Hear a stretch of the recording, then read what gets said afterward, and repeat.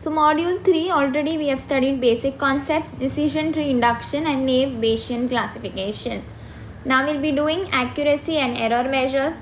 Evaluating the accuracy of a classifier, there are 3 methods: holdout and random sampling, cross validation and bootstrap method.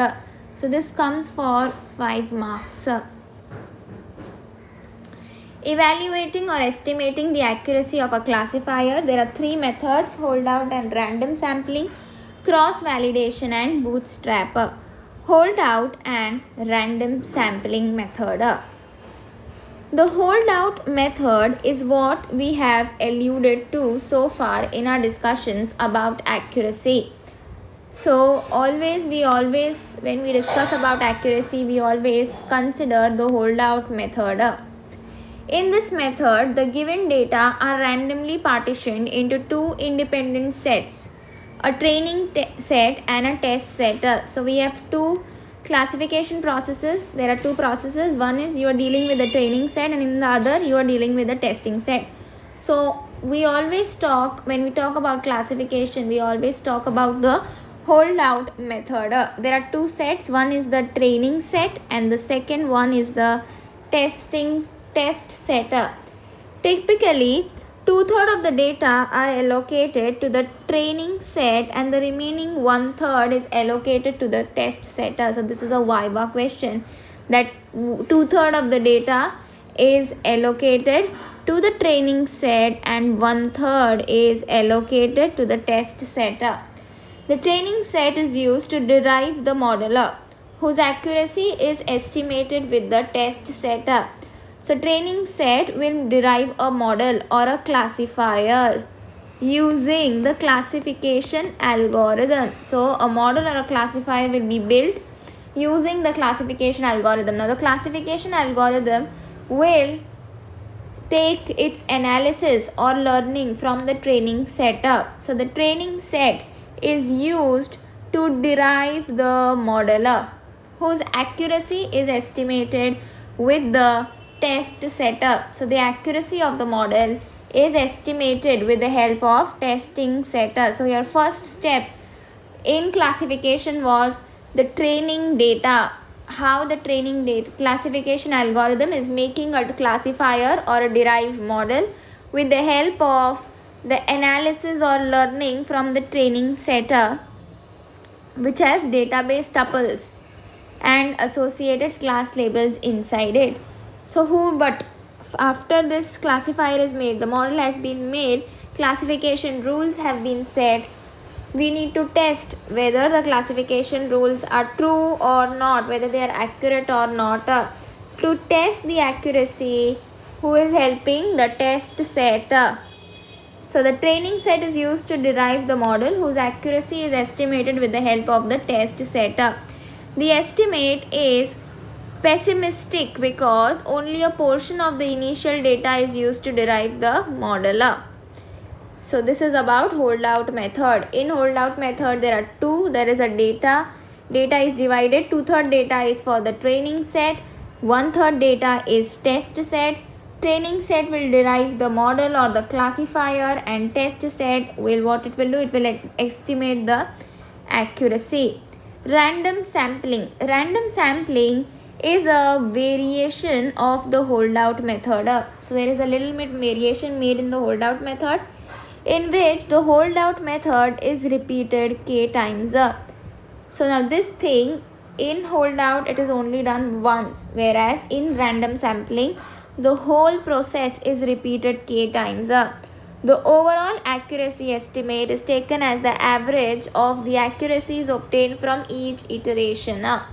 So when you perform this k times, then whatever you get in each iteration, so you will get k1 iteration, k2 iteration, k3 iteration, so on till kn iterations, and the average of all these iterations will be taken up in case of random sampling method. Next method for estimating the accuracy is cross validation. In k-fold cross validation, the initial data are randomly partitioned into k mutually exclusive subsets or folds. So the data is partitioned into k mutually exclusive subsets or folds. Randomly it is partitioned. D1, D2 till dk each of approximately equal size. Training and testing data is performed k times. So again, training and testing, you are performing it k times because it has been partitioned into k exclusively subsets or folds. In iteration I, partition di is reserved as the test data and the remaining partitions are collectively used to train the model. So in a iteration I, a partition di is reserved as the test set and the remaining is used as the training model. So always we have to know that training will be more, the training set will have a greater percentage of the data than the test set. The test set will have less percent. So di is only reserved for test set. The remaining data which is there is used to train the model. That is, in the first iteration, subsets d2 till dk collectively serve as a training set in order to obtain a first modeler which is tested on d1. The second iteration is trained on subsets d1, d3 till dk and tested on d2 and so on. Unlike the holdout and random sampling methods above, here each sample is used the same number of times for training and once for testing. So unlike the holdout and the random sampling method, here each sample is used the same number of times for training and for testing. So you will use the same sample for training, but only once it is tested. In case of holdout method, it was again and again getting tested, but here it will be only tested once.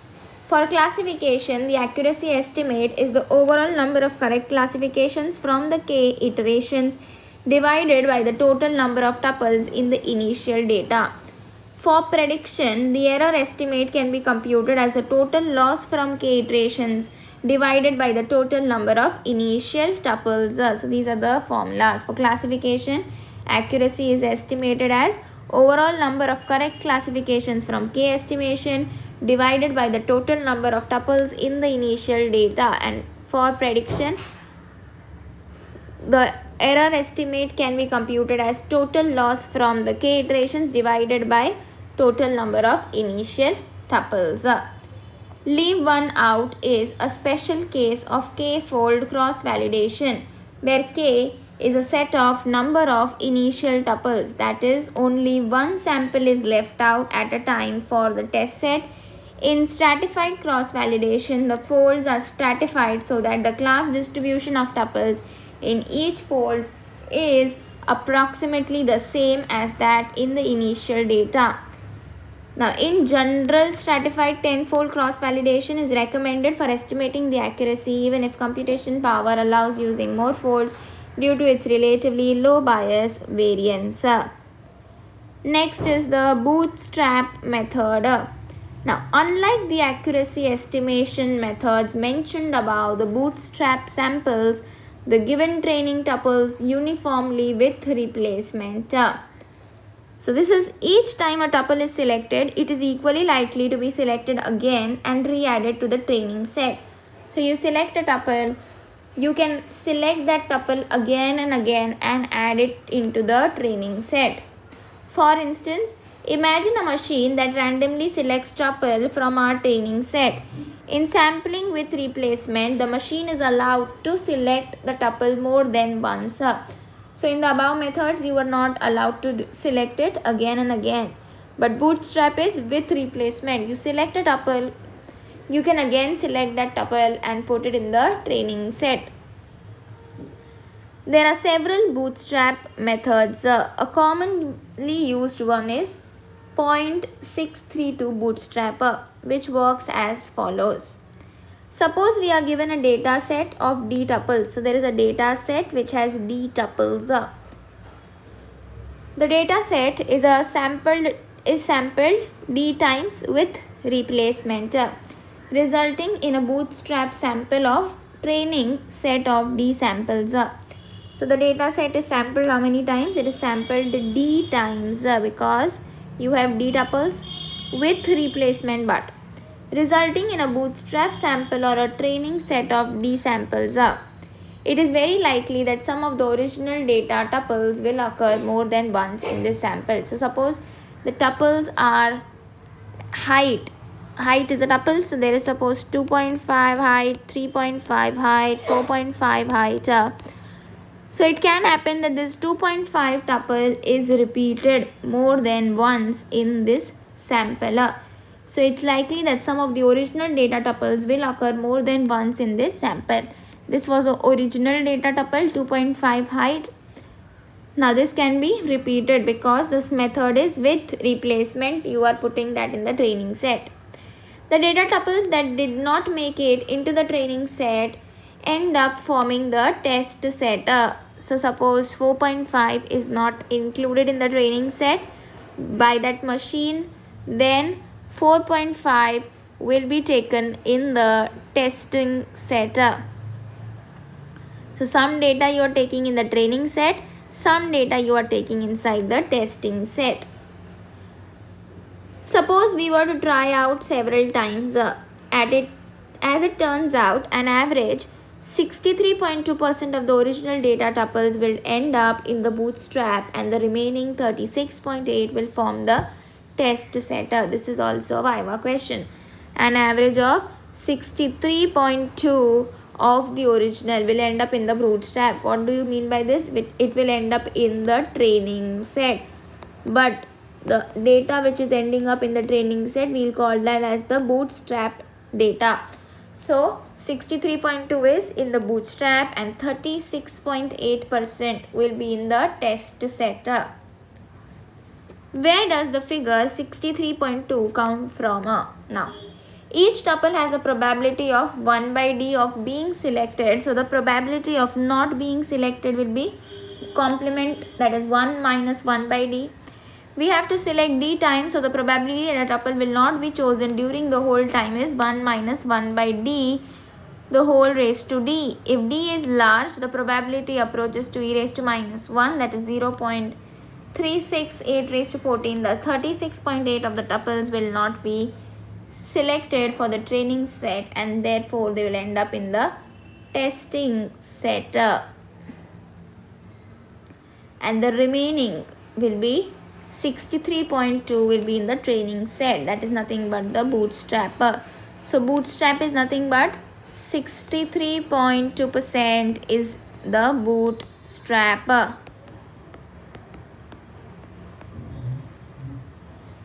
We can repeat the sampling procedure k times, wherein each iteration we use the current test set to obtain an accuracy estimate of the model obtained from the current bootstrap sample. So the formula for the overall accuracy of the model is this, that is summation 0.3632, what is this, into accuracy of the test set plus 0.368 into accuracy of the training set.